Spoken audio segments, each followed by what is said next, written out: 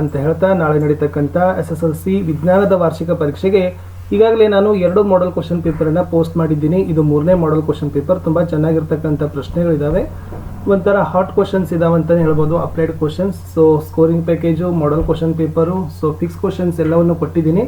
ವಿಡಿಯೋದ ಡಿಸ್ಕ್ರಿಪ್ಷನ್ ಬಾಕ್ಸ್ನಲ್ಲಿ playlist link ಇದೆ, ಸೊ ಅದನ್ನು ಹೋಗಿ ಒತ್ತಿದ್ರೆ ತಾವು ಖಂಡಿತವಾಗಿ ಒಳ್ಳೆಯ ಅಂಕಗಳನ್ನು ಗಳಿಸ್ತಕ್ಕಂಥ ವಿಡಿಯೋಗಳು ನಮ್ಮಲ್ಲಿ ಇದ್ದಾವೆ. ಈ ಕ್ವಶನ್ ಪೇಪರನ್ನು ಸಹಿತ ಶುರು ಮಾಡ್ತೀನಿ. ಭೌತ ವಿಜ್ಞಾನದಲ್ಲಿ ಮೊದಲ ಪ್ರಶ್ನೆ ಕೊಟ್ಟಿದ್ರು, ವಾಹಕದ ತುದಿಗಳ ನಡುವಿನ ವಿಭವಾಂತರ 40 ವೋಲ್ಟ್ ಇರುವ ಮಂಡಲಕ್ಕೆ ಸಂಪರ್ಕಿಸಿದ ಬಲ್ಬ್ನ ಮೂಲಕ 2 ಗಂಟೆಗಳಲ್ಲಿ 72,000 ಕೂಲಾಂನಷ್ಟು ಆವೇಶಗಳು ಪ್ರವಹಿಸ್ತವೆ. ಬಲ್ಬ್ನ ರೋಧವನ್ನು ಕಂಡುಹಿಡಿಯಿರಿ ಅಂತ ಕೇಳಿದ್ರು. ಸೊ ಆಪ್ಷನ್ ಸಿ 4 ಓಮ್ ಅಂತಕ್ಕಂಥದ್ದು ಸರಿಯಾದ ಉತ್ತರ ಬರ್ತದೆ. ಮುಂದಿನ ಪ್ರಶ್ನೆ, ದಂಡಕಾಂತವನ್ನು ಚಿತ್ರದಲ್ಲಿ ತೋರಿಸಿದಂತೆ ಮಧ್ಯಭಾಗದಲ್ಲಿ ಕತ್ತರಿಸಿದಾಗ ಎಕ್ಸ್ ಮತ್ತು ವೈಗಳೆಂಬ 2 ಹೊಸ ಧ್ರುವಗಳು ಉಂಟಾಗ್ತವೆ. ಈ ಧ್ರುವಗಳು ಏನನ್ನು ಪ್ರತಿನಿಧಿಸ್ತವೆ ಅಂತ ಕೇಳಿದ್ರು. ಅದರಲ್ಲಿ ಆಪ್ಷನ್ ಸಿ ಎಕ್ಸ್ ಅನ್ನೋದು ದಕ್ಷಿಣ ಧ್ರುವ, ವೈ ಅನ್ನೋದು ಉತ್ತರ ಧ್ರುವ ಏನಾಗ್ತದಪ್ಪ ಅಂದ್ರೆ ಸೂಚಿಸ್ತದೆ ಅಂತಕ್ಕಂಥದ್ದು ಸರಿಯಾದ ಉತ್ತರ ಬರ್ತದೆ. 1 ಮಾರ್ಕ್ ಕ್ವಶನ್. ಸೋಲನೈಡ್ ಅಂದ್ರೆ ಏನು? Very repeated question. ವಾಹಕದ ಹೊದಿಕೆ ಇರುವ ತಾಮ್ರದ ತಂತಿಯ ಅನೇಕ ಸುರುಳಿಗಳನ್ನು ಒತ್ತೊತ್ತಾಗಿ ಸುತ್ತಿರುವ ಸಿಲಿಂಡರ್ ಆಕಾರವನ್ನು ಸೋಲೆನೈಡ್ ಅಂತ ಕರೀತಾರೆ. ಪ್ರಶ್ನೆ 4, ಬಿಸಿ ಗಾಳಿಯ ಮೂಲಕ ವಸ್ತುವೊಂದನ್ನು ವೀಕ್ಷಿಸಿದಾಗ ಅದರ ಸ್ಥಾನದಲ್ಲಿ ನಿರಂತರ ಬದಲಾವಣೆಯಾದಂತೆ ಅಥವಾ ಹೊಯ್ದಾಡುತ್ತಿರುವಂತೆ ಕಾಣುತ್ತದೆ. ಈ ನೈಸರ್ಗಿಕ ವಿದ್ಯಮಾನಕ್ಕೆ ಕಾರಣವನ್ನು ಕೊಡಿ ಅಂತ ಕೇಳಿದ್ರು. ಸೊ ಏನಪ್ಪ ಅಂದ್ರೆ ಇದು ಬೆಳಕಿನ ವಕ್ರೀಭವನದ ಪರಿಣಾಮ ಅನ್ನೋದು ಉತ್ತರದಲ್ಲಿ ಬರ್ತದೆ. ಸೊ ಮುಂದಿನ ಪ್ರಶ್ನೆ ಸಂಖ್ಯೆ 5.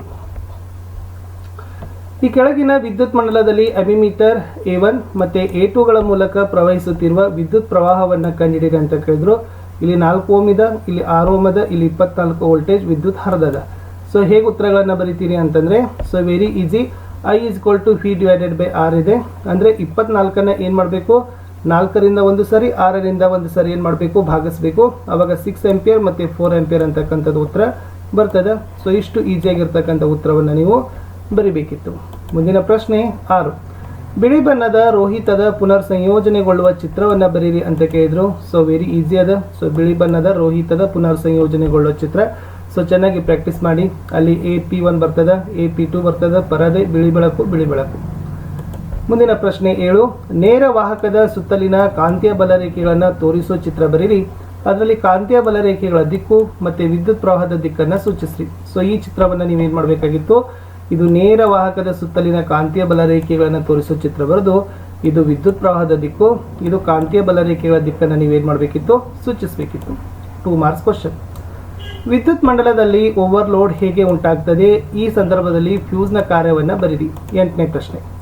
ಇಲ್ಲಿ ಓವರ್ಲೋಡ್ ಉಂಟಾಗುವ ಸಂದರ್ಭಗಳು ಏನಪ್ಪ ಅಂದ್ರೆ, ಸಜೀವ ತಂತಿ ಮತ್ತು ತಟಸ್ಥ ತಂತಿಗಳು ಸಂಪರ್ಕಕ್ಕೆ ಬಂದಾಗ, ಒಂದೇ ಸಾಕೆಟ್ಗೆ ಹಲವು ಉಪಕರಣಗಳನ್ನು ಜೋಡಿಸಿದಾಗ, ನಿಗದಿಕ್ಕಿಂತ ಹೆಚ್ಚಿನ ವಿಭವಾಂತರ ಉಂಟಾದಾಗ, ಸೊ ನಿಗದಿಕ್ಕಿಂತ ಹೆಚ್ಚಿನ ರೇಟಿಂಗ್ ಇರುವ ಉಪಕರಣಗಳನ್ನು ಬಳಸಿದಾಗ ಅಂತ ಬರೆದ್ರೆ ಸಾಕು. ಇನ್ನು ಫ್ಯೂಸ್ ಏನು ಕೆಲಸ ಮಾಡ್ತದಪ್ಪ ಅಂದ್ರೆ, ವಿದ್ಯುತ್ ಫ್ಯೂಸ್ನ ಬಳಕೆಯು ಮಂಡಲದಲ್ಲಿ ಅನುಚಿತವಾಗಿ ಉಂಟಾಗುವ ಹೆಚ್ಚಿನ ಪ್ರಮಾಣದ ವಿದ್ಯುತ್ ಪ್ರವಾಹವನ್ನು ನಿಲ್ಲಿಸುವ ಮೂಲಕ ವಿದ್ಯುತ್ ಮಂಡಲ ಮತ್ತು ವಿದ್ಯುತ್ ಉಪಕರಣಗಳಿಗೆ ಉಂಟಾಗುವ ಹಾನಿಯನ್ನು ತಡೀತದೆ. ಆರ್ ಕ್ವಶನ್ ಅಲ್ಲಿ ಕೇಳಿದ್ರು, ದಂಡಕಾಂತದ ಸುತ್ತಲಿನ ಕಾಂತೀಯ ಬಲರೇಖೆಗಳ ಗುಣಗಳನ್ನು ಬರೀರಿ.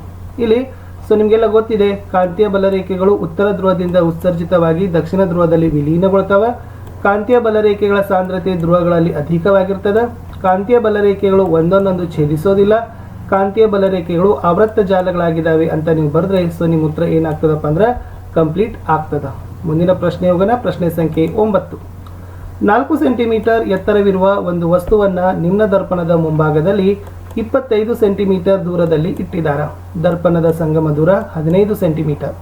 ಫಸ್ಟ್ ಏನು ಕಂಡುಹಿಡಿಯಾರ ಅಂದ್ರೆ, ಸ್ಪಷ್ಟ ಪ್ರತಿಬಿಂಬವನ್ನು ಪಡೆಯಲು ಪರದೆಯನ್ನು ದರ್ಪಣದಿಂದ ಎಷ್ಟು ದೂರ ಇಡಬೇಕು. ಎರಡನೇದು ಪ್ರತಿಬಿಂಬದ ಗಾತ್ರವನ್ನು ಕಂಡುಹಿಡಿಬೇಕು. ಸೊ ವೆರಿ ಸಿಂಪಲ್ ಬರ್ಕೊಡ್ರಿ. ಸಂಗಮ ದೂರ F -15, ವಸ್ತುವಿನ ದೂರ U -25, ಪ್ರತಿಬಿಂಬದ ದೂರವನ್ನು ಕಂಡುಹಿಡಿಬೇಕು. ಸೊ ಪ್ರತಿಬಿಂಬದ ದೂರ ನಮಗೆ ಎಷ್ಟು ಸಿಕ್ಕಿತ್ತು, -37.5 ಸೆಂಟಿಮೀಟರ್. ಸ್ವಲ್ಪ ಸೂತ್ರಗಳನ್ನು ನೋಡ್ಕೊಡ್ರಿ. ದರ್ಪಣದ ಸೂತ್ರ ಹಾಕೋದು. ಆಮೇಲೆ ಪರದೆಯನ್ನು ದರ್ಪಣದಿಂದ 37.5 ಸೆಂಟಿಮೀಟರ್ ದೂರದಲ್ಲಿ ಇಡ್ತಾರೆ. ಸೊ ಪ್ರತಿಬಿಂಬದ ಗಾತ್ರ ಕಂಡುಹಿಡಿದಾಗ ಎಷ್ಟು ಬತ್ತು, 10 ಸೆಂಟಿಮೀಟರ್ ಅಂತ ಬತ್ತು. ಸ್ವಲ್ಪ ಚೆನ್ನಾಗಿ ಅದನ್ನು ಪಾಸ್ ಮಾಡಿ ನೋಡ್ಕೊಡ್ರಿ. ಇದೇ ಟೈಪ್ ಕ್ವಶನ್ಸ್ಗಳು ಬರ್ಬೋದು. ಕಾರಣ ಕೊಡ್ರಿ. ಎ. ಗಗನಯಾತ್ರಿಗಳಿಗೆ ಆಕಾಶ ನೀಲಿಯಾಗಿ ಕಾಣದೆ ಕಪ್ಪಾಗಿ ಕಾಣ್ತದೆ. ಉತ್ತರ ಏನಪ್ಪಾ ಅಂದ್ರೆ, ಗಗನಯಾತ್ರಿಗಳು ವಾಯುಮಂಡಲದ ಆಚೆ ಇರೋದ್ರಿಂದ ಬೆಳಕಿನ ಚದುರುವಿಕೆ ಉಂಟಾಗೋದಿಲ್ಲ. ಹಾಗಾಗಿ ಅವರಿಗೆ ಆಕಾಶ ನೀಲಿ ಬಣ್ಣದಲ್ಲಿ ಕಾಣದೆ ಕಪ್ಪಾಗಿ ಕಾಣ್ತದೆ. ಬಿ ನೈಜ ಸ್ಥಾನಕ್ಕಿಂತ ನಕ್ಷತ್ರವು ಸ್ವಲ್ಪ ಮೇಲ್ಭಾಗದಲ್ಲಿ ಗೋಚರಿಸ್ತದೆ. ಸೊ ಉತ್ತರ ಏನಪ್ಪ ಅಂದ್ರೆ ವಾಯುಮಂಡಲ ನಕ್ಷತ್ರದ ಬೆಳಕನ್ನು ಲಂಬದ ಕಡೆಗೆ ಬಾಗಿಸೋದ್ರಿಂದ ನಕ್ಷತ್ರದ ತೋರಿಕೆ ಸ್ಥಾನ ಅದರ ನೈಜ ಸ್ಥಾನಕ್ಕಿಂತ ಸ್ವಲ್ಪ ಬೇರೆ ಆಗಿರ್ತದೆ. ಆದ್ದರಿಂದ ನೈಜ ಸ್ಥಾನಕ್ಕಿಂತ ನಕ್ಷತ್ರ ಸ್ವಲ್ಪ ಮೇಲ್ಭಾಗದಲ್ಲೇ ಕಾಣ್ತದೆ. ನಕ್ಷತ್ರಗಳು ಮಿನುಗ್ತವೆ, ಕಾರಣ ಕೇಳಿದ್ರು. ಸೊ ಈಸಿ ಏನಪ್ಪ ಅಂದ್ರೆ ವಾಯುಮಂಡಲದಲ್ಲಿರುವ ವಿವಿಧ ಸ್ತರಗಳ ವಕ್ರೀಭವನ ಸೂಚ್ಯಂಕವು ಭಿನ್ನವಾಗಿರೋದ್ರಿಂದ ನಕ್ಷತ್ರಗಳಿಂದ ಬರುವ ಬೆಳಕು ಸತತವಾಗಿ ವಕ್ರೀಭವನ ಆಗ್ತಾ ಹೋಗ್ತದೆ. ಸೊ ಆದ ಕಾರಣ ನಕ್ಷತ್ರಗಳು ಮಿನುಗಿದಂತೆ ನಮಗೆ ಕಾಣ್ತಾವ. ಇನ್ನೊಂದು ಆ ಪ್ರಶ್ನೆ ಇತ್ತು, ಆರ್ ಕ್ವಶನ್ ಇದೆ. ದೂರದ ಮತ್ತು ಹತ್ತಿರದ ವಸ್ತುಗಳನ್ನು ನೋಡಲು ಕಣ್ಣಿನ ಮೊಸರವು ಹೇಗೆ ಹೊಂದಾಣಿಕೆ ಮಾಡಿಕೊಳ್ಳುತ್ತದೆ, ವಿವರಿಸಿರಿ. Very important question. ದೂರದ ಮತ್ತು ಹತ್ತಿರದ ವಸ್ತುಗಳನ್ನು ನೋಡುವಾಗ ಕಣ್ಣಿನ ಮಸೂರದ ಸಂಗಮ ದೂರವು ಬದಲಾಗ್ತದೆ. ಹತ್ತಿರದ ವಸ್ತುಗಳನ್ನು ನೋಡುವಾಗ ಸಿಲಿಯರಿ ಸ್ನಾಯುಗಳು ವಿಶ್ರಾಂತಗೊಳ್ಳುವುದರಿಂದ ಮಸೂರ ತೆಳ್ಳಗಾಗ್ತದೆ ಮತ್ತೆ ಸಂಗಮ ದೂರ ಹೆಚ್ಚಾಗ್ತದೆ. ಇದರಿಂದ ದೂರದ ವಸ್ತುಗಳು ಸ್ಪಷ್ಟವಾಗಿ ನೋಡ್ತೀವಿ. ಇನ್ನು ಹತ್ತಿರದ ವಸ್ತುಗಳನ್ನು ನೋಡುವಾಗ ಕಣ್ಣಿನಲ್ಲಿರ್ತಕ್ಕಂಥ ಸಿಲಿಯರಿ ಸ್ನಾಯುಗಳು ಕುಗ್ತಾವ. ಇದರಿಂದ ಮಸೂರದ ವಕ್ರತೆ ಹೆಚ್ಚಾಗ್ತದೆ, ಸಂಗಮ ದೂರ ಕಡಿಮೆ ಆಗ್ತದೆ. ಹಾಗಾಗಿ ನಾವು ಹತ್ತಿರದ ವಸ್ತುಗಳನ್ನು ಸ್ಪಷ್ಟವಾಗಿ ನೋಡ್ತೀವಿ ಅಂತಕ್ಕಂಥ ಅಂಶಗಳನ್ನು ನೀವು ಬರಿಬೇಕಿತ್ತು. ಮುಂದೆ ಹೋಗೋಣ. ಮುಂದಿನ ಪ್ರಶ್ನೆ 11 ಎ. ವಾಹಕದ ರೋಧ ಅಂದ್ರೆ ಏನು? ವಾಹಕದ ರೋಧ ಯಾವ ಅಂಶಗಳ ಮೇಲೆ ಅವಲಂಬಿತವಾಗಿದೆ? Very easy. ವಾಹಕದಲ್ಲಿ ಪ್ರವಹಿಸುತ್ತಿರುವ ವಿದ್ಯುತ್ ಪ್ರವಾಹ ವಿರೋಧಿಸುವ ವಾಹಕದ ಗುಣವನ್ನು ನಾವು ವಿದ್ಯುತ್ ರೋಧ ಅಂತ ಕರಿತೀವಿ. ಇದು ವಾಹಕದ ಉದ್ದ, ವಾಹಕದ ಅಡ್ಡ ಕೊಯ್ತ, ವಾಹಕದ ಪ್ರಾಕೃತಿಕ ಗುಣ ಮತ್ತು ವಾಹಕದ ತಾಪ ಅಂತಕ್ಕಂಥ 4 ಅಂಶಗಳ ಮೇಲೆ ಅವಲಂಬಿತ ಆಗಿದೆ. ಮುಂದಿನ ಪ್ರಶ್ನೆ, ವಿದ್ಯುತ್ ಉಪಕರಣಗಳನ್ನು ಸರಣಿ ಕ್ರಮದಲ್ಲಿ ಜೋಡಿಸುವ ಬದಲು ಸಮಾಂತರ ಕ್ರಮದಲ್ಲಿನೇ ಜೋಡಿಸೋದು ಪ್ರಯೋಜನಕಾರಿ ಏಕೆ? Very important. ಸೊ ಫಸ್ಟ್ ಏನಪ್ಪ ಅಂದ್ರೆ ಸಮಾಂತರ ಜೋಡಣೆಯಲ್ಲಿ ವಿದ್ಯುತ್ ಉಪಕರಣಗಳ ಮೂಲಕ ಹರಿಯುವ ವಿದ್ಯುತ್ ವಿಭಜಿಸೋದ್ರಿಂದ ಪ್ರತಿ ಉಪಕರಣಗಳಿಗೆ ಅವುಗಳ ರೇಟಿಂಗ್ ಅನುಸಾರ ವಿದ್ಯುತ್ ಪ್ರವಾಹವನ್ನು ಪೂರೈಸ್ತದೆ. ಎರಡನೇದು, ಸಮಾಂತರ ಜೋಡಣೆಯಲ್ಲಿ ವಿದ್ಯುತ್ ರೋಧ ಕಡಿಮೆ ಆಗ್ತದೆ.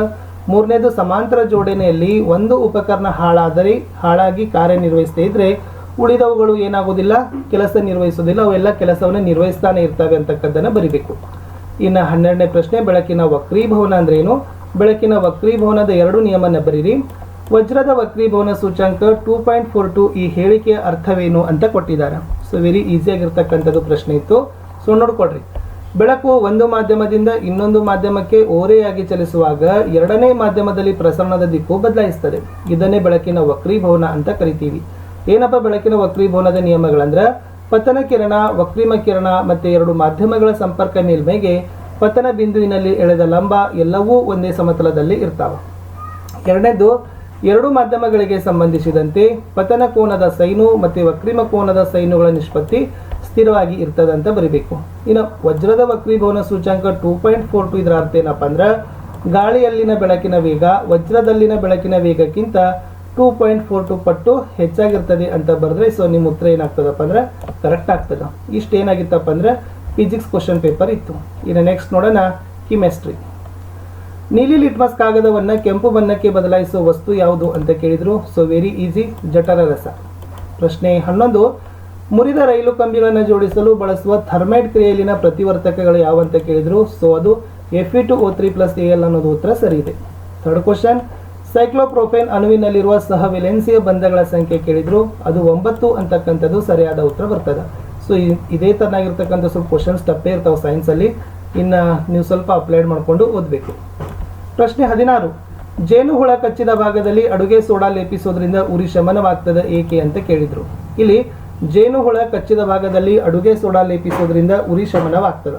ಏಕೆಂದರೆ ಅಡುಗೆ ಸೋಡಾ ಪ್ರತ್ಯಾಮ್ಲೀಯ ಗುಣವನ್ನು ಹೊಂದಿದ್ದು ಜೇನು ಕಡಿತದಿಂದ ಬಿಡುಗಡೆಯಾದ ಮೆಥೊನೋಯಿಕ್ ಆಮ್ಲವನ್ನು ತಟಸ್ಥ ಮಾಡ್ತದೆ. ಇನ್ನು ಬೆಂಜಿನನ ರಚನಾ ಸೂತ್ರ ಬರೀದೆ ಅಂತ ಕೇಳಿದ್ರು. ಸೊ ವೆರಿ ಈಸಿ ಅದ. ಬೆಂಜಿನ್ ಎಷ್ಟು? C6H6 ಅಲ್ಲ, ಓಕೆ, C6H6 ಇದೆ. ಸೊ ಇದು ಬೆಂಜಿನ್ ಅಂದು ಚೆನ್ನಾಗಿ ನೋಡಿಕೊಂಡು ಬರೀರಿ. ಇನ್ನು ಬೇರಿಯಂ ಕ್ಲೋರೈಡ್ನೊಂದಿಗೆ ಸೋಡಿಯಂ ಸಲ್ಫೇಟ್ ವರ್ತಿಸಿದಾಗ ದೊರೆಯುವ ಪ್ರಕ್ಷೇಪ ಯಾವುದು ಅಂತ ಕೇಳಿದ್ರು. ಸೊ ಅದರಲ್ಲಿ ಯಾವ ಪ್ರಕ್ಷೇಪ ದೊರೀತದಪ್ಪ ಅಂದ್ರೆ ಬೇರಿಯಂ ಸಲ್ಫೇಟ್ನ ಬಿಳಿ ಬಣ್ಣದ ಪ್ರಕ್ಷೇಪ ಉಂಟಾಗ್ತದೆ ಅನ್ನೋದು ವೆರಿ ಇಂಪಾರ್ಟೆಂಟ್ ಆಗಿರ್ತಕ್ಕಂಥ ಪ್ರಶ್ನೆ ಉತ್ತರ ಇತ್ತು. 2 ಮಾರ್ಕ್ಸ್ ಕ್ವಶನ್. ಚಿತ್ರದಲ್ಲಿ ಜರುಗತಕ್ಕಂಥ ರಾಸಾಯನಿಕ ಕ್ರಿಯೆಯನ್ನು ಗಮನಿಸಬೇಕು. ಇಲ್ಲಿ ಜರುಗಿದ ರಾಸಾಯನಿಕ ಕ್ರಿಯೆ ಸರಿದೂಗಿಸಿದ ಸಮೀಕರಣ ಬರೀರಿ ಅಂತ ಕೇಳಿದರೆ ಅಲ್ಲಿ CaO+H2O it gives to CaOH twice ಅನ್ನೋದನ್ನು ಸಮೀಕರಣ ಆಗಬೇಕು. ಇನ್ನು ಇದು ಅಂತರುಷ್ಣಕ ಕ್ರಿಯೆ ಅಥವಾ ಬಹಿರುಷ್ಣಕ ಕ್ರಿಯೆ ಕಾರಣ ಕೇಳಿದ್ರು. ಸೊ ಇದೇನಪ್ಪ ಅಂತಂದರೆ ಬಹಿರುಷ್ಣಕ ಕ್ರಿಯೆ, ಏಕೆಂದರೆ ಉಷ್ಣ ಬಿಡುಗಡೆಯಾಗಿದೆ ಅನ್ನೋದನ್ನು ನೀವೇನು ಮಾಡಬೇಕಾಗಿತ್ತು, ಬರಿಬೇಕಿತ್ತು. 20ನೇ ಪ್ರಶ್ನೆ. ಒಬ್ಬ ವಿದ್ಯಾರ್ಥಿಯ ಮನೆಯಲ್ಲಿ ದೊರೆಯುವ ಪದಾರ್ಥಗಳನ್ನು pH ಕಾಗದ ಬಳಸಿ ಪರೀಕ್ಷೆ ಮಾಡಿದಾಗ ಅವುಗಳ ಬಣ್ಣಗಳ ಪಟ್ಟಿಯನ್ನು ಈ ಕೆಳಗಿನಂತೆ ತಯಾರಿಸಿದ್ದಾನೆ. ಸೊ ನೋಡ್ಕೊಡ್ರಿ ಪದಾರ್ಥಗಳು ಮತ್ತು pH ಕಾಗದದ ಬಣ್ಣ.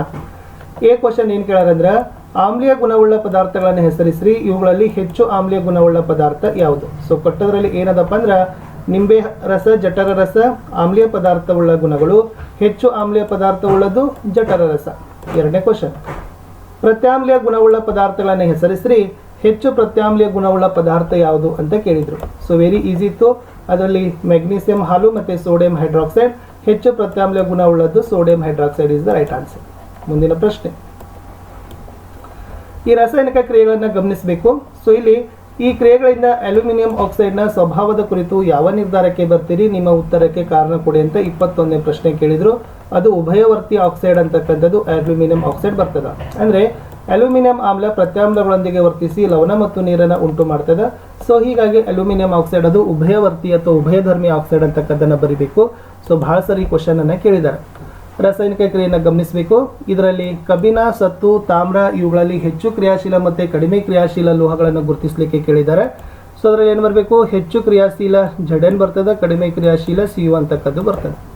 ಮುಂದಿನ ಪ್ರಶ್ನೆ 22, ಉಷ್ಣ ಬೆಳಕು ಮತ್ತು ವಿದ್ಯುತ್ ಶಕ್ತಿ ಬಳಸಿಕೊಂಡು ಜರುಗುವ ರಾಸಾಯನಿಕ ವಿಭಜನೆಯ ಕ್ರಿಯೆಗಳಿಗೆ ಒಂದೊಂದು ಉದಾಹರಣೆ ಕೊಡಿ ಅಂತ ಕೇಳಿದರು. ಸೊ ಇದು 3 ಉದಾಹರಣೆಗಳನ್ನು ಕೊಡಬೇಕು. ಒಂದನೇದು ಉಷ್ಣ ವಿಭಜನೆ ಕ್ರಿಯೆ, ಎರಡನೇದು ದ್ವಿತೀಯ ವಿಭಜನೆ ಕ್ರಿಯೆ, ಮೂರನೇದು ವಿದ್ಯುತ್ ವಿಭಜನೆ ಕ್ರಿಯೆ. ಉಷ್ಣ ವಿಭಜನೆ ಕ್ರಿಯೆಗೆ CaCO3 heat it gives to CO plus CO2. ದ್ವಿತೀಯ ವಿಭಜನೆ ಕ್ರಿಯೆಗೆ 2AgCl sunlight it gives to 2Ag plus Cl2. ವಿದ್ಯುತ್ ವಿಭಜನೆ ಕ್ರಿಯೆ 2H2O electro power it gives to H2 plus O2 ಅಂತಕ್ಕದ್ದನ್ನು ಈ 3 ಹೆಸರಿಸಿ ಅವುಗಳಿಗೆ ಒಂದು ಉದಾಹರಣೆಗಳನ್ನು ಬರೆದ್ರೆ ಉತ್ತರ ಸರಿ ಆಗ್ತದೆ. ಮುಂದಿನ ಪ್ರಶ್ನೆ, ನಶಿಸುವಿಕೆ ಎಂದರೇನು? ನಶಿಸುವಿಕೆ ತಡೆಗಟ್ಟುವ ಕ್ರಮಗಳನ್ನು ತಿಳಿಸ್ರಿ. ಸೊ ವೆರಿ ಈಸಿಯಾಗಿರ್ತಕ್ಕಂಥ ಪ್ರಶ್ನೆ ಇತ್ತು. ಕೆಲವು ಲೋಹಗಳು ತೇವಾಂಶ, ಗಾಳಿ ಮತ್ತು ಆಮ್ಲಗಳೊಂದಿಗೆ ವರ್ತಿಸಿ ತಮ್ಮ ಹೊಳಪನ್ನು ಕಳೆದುಕೊಳ್ಳತಕ್ಕಂಥ ಕ್ರಿಯೆಗೆ ನಶಿಸುವಿಕೆ ಅಂತ ಕರೀತಾರೆ. ಈ ನಶಿಸುವಿಕೆಯನ್ನು ತಡೆಗಟ್ಟಲಿಕ್ಕೆ ಬಣ್ಣ ಹಚ್ಚೋದು, ಎಣ್ಣೆ ಸವರೋದು, ಗ್ರೀಸ್ ಹಚ್ಚೋದು, ಗ್ಯಾಲ್ವನೀಕರಣ, ಕ್ರೋಮಿಯಂ ಲೇಪನ, ಆ್ಯನೋಡೀಕರಣ, ಮಿಶ್ರ ಲೋಹಗಳನ್ನಾಗಿ ಮಾಡೋದ್ರ ಮೂಲಕ ಕಬ್ಬಿಣದ ತುಕ್ಕು ಹಿಡಿಯೋದನ್ನು ತಡೆಗಟ್ಟಬಹುದು. 23rd ಕ್ವಶನ್, ಅಯಾನಿಕ್ ಸಂಯುಕ್ತ ಅಂದರೆ ಏನು? ಅವುಗಳ ಸಂಯುಕ್ತಗಳ ಗುಣಗಳನ್ನು ತಿಳಿಸ್ರಿ. ಇಲ್ಲಿ ಪರಮಾಣುಗಳ ನಡುವೆ ಪ್ರಬಲ ವಿದ್ಯುದಾಕರ್ಷಣ ಬಲದಿಂದ ಉಂಟಾದ ಸಂಯುಕ್ತಗಳಿಗೇನೆ ಅಯಾನಿಕ್ ಸಂಯುಕ್ತಗಳು ಅಂತ ಕರಿತೀವಿ. ಓಕೆನಾ? ಇದರ ಗುಣಗಳೇನಪ್ಪ ಅಂದ್ರೆ ಅಯಾನಿಕ್ ಸಂಯುಕ್ತಗಳು ಘನ ವಸ್ತುಗಳಾಗಿದ್ದು ಸ್ವಲ್ಪ ಮಟ್ಟಿಗೆ ಕಠಿಣ, ಸಾಮಾನ್ಯವಾಗಿ ಬಿದಿರುವಾಗಿದ್ದು ಒತ್ತಡವನ್ನು ಹಾಕಿದಾಗ ಪುಡಿ ಮಾಡ್ತಾವ, ಹೆಚ್ಚು ಕರಗೋ ಬಿಂದು ಮತ್ತು ಕುದಿ ಬಿಂದು ಹೊಂದಿದವ, ಸಾಮಾನ್ಯವಾಗಿ ನೀರಿನಲ್ಲಿ ವಿಲೀನ, ಆಮೇಲೆ ಇವು ಜಲೀಯ ದ್ರಾವಣವನ್ನು ವಿದ್ಯುತ್ ವಾಹಕವನ್ನಾಗಿ ಮಾಡ್ತವೆ ಅಂತ ಬರೆದ್ರೆ ಸಾಕು. ಮುಂದಿನ ಪ್ರಶ್ನೆ, ಮಿಶ್ರ ಲೋಹ ಅಂದರೆ ಏನು? ಬೆಸುಗೆ ಲೋಹ ಮತ್ತು ಹಿತ್ತಾಳೆಯಲ್ಲಿನ ಮಿಶ್ರ ಲೋಹದ ಘಟಕಗಳನ್ನು ಬರೀರಿ. ಇಲ್ಲಿ 2 ಅಥವಾ ಹೆಚ್ಚು ಲೋಹಗಳ ಮತ್ತು ಅಲೋಹಗಳ ಸಮರೂಪ ಮಿಶ್ರಣವೇ ಮಿಶ್ರ ಲೋಹ. ಬೆಸುಗೆ ಲೋಹದಲ್ಲಿ ಸೀಸ ಮತ್ತು ತವರ ಇರ್ತದೆ, ಹಿತ್ತಾಳೆಯಲ್ಲಿ ತಾಮ್ರ ಮತ್ತು ತವರ ಇರ್ತದೆ. ಮುಂದಿನ ಪ್ರಶ್ನೆ, ಸಲ್ಫ್ಯೂರಿಕ್ ಆಮ್ಲದೊಂದಿಗೆ ಸತುವಿನ ಚೂರುಗಳ ವರ್ತನೆಯನ್ನು ತೋರಿಸುವ ಮತ್ತು ಉರಿಸುವಿಕೆಯ ಮೂಲಕ ಹೈಡ್ರೋಜನ್ ಅನಿಲದ ಪರೀಕ್ಷೆಯಲ್ಲಿ ಉಪಯೋಗಿಸುವ ಉಪಕರಣದ ಜೋಡಣೆಯ ಚಿತ್ರ ಬರೀರಿ. ಅದರಲ್ಲಿ ಸತುವಿನ ಚೂರುಗಳು ಮತ್ತು ನಿರ್ಗಮನ ನಾಳವನ್ನು ಗುರುತಿಸ್ರಿ. ಸೊ ಈ ತನಾಗಿರ್ತಕ್ಕಂಥ ಚಿತ್ರ ಇತ್ತು. ಇದು ನಿರ್ಗಮನ ನಾಳ ಬರ್ತದೆ, ಇದು ಸತುವಿನ ಚೂರುಗಳು. ಚೆನ್ನಾಗಿ ಪ್ರಾಕ್ಟೀಸ್ ಮಾಡಿಕೊಂಡು ನೀವು ಅಂಕಗಳನ್ನು ಏನು ಮಾಡಬೇಕಪ್ಪ ಅಂದರೆ ಗಳಿಸಬೇಕು. ಬಂದ್ರೂ ಕೂಡ ಬರ್ಬೋದು. 4 ಮಾರ್ಕ್ ಕ್ವಶನ್.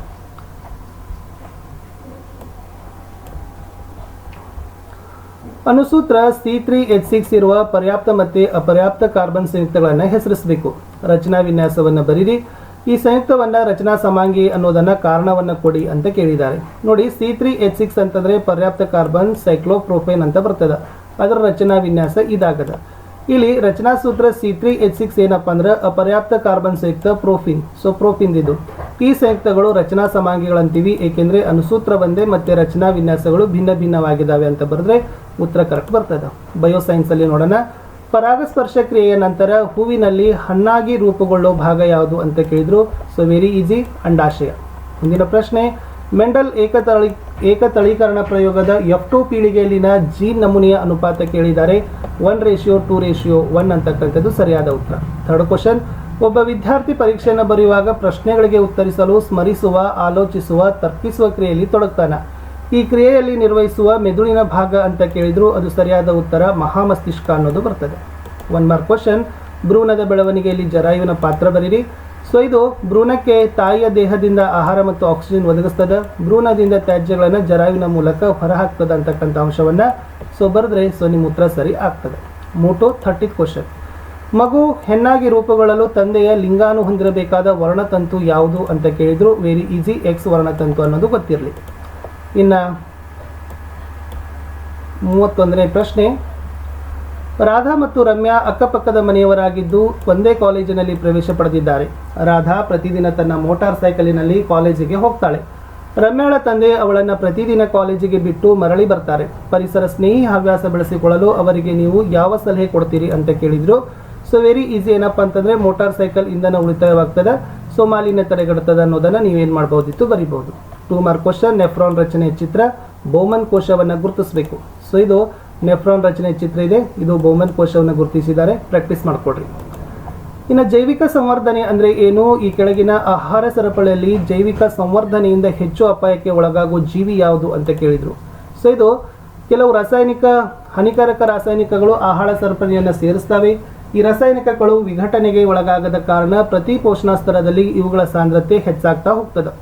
ಕೊನೆಗೆ ಆಹಾರ ಸರಪಳಿಯ ಉನ್ನತ ಮಟ್ಟದಲ್ಲಿರುವ ಜೀವಿಯ ದೇಹದಲ್ಲಿ ಇದರ ಸಾಂದ್ರತೆ ಗರಿಷ್ಠವಾಗ್ತದೆ. ಇದೇ ವಿದ್ಯಮಾನಕ್ಕೆ ಜೈವಿಕ ಸಂವರ್ಧನೆ ಅಂತ ಕರಿತೀವಿ.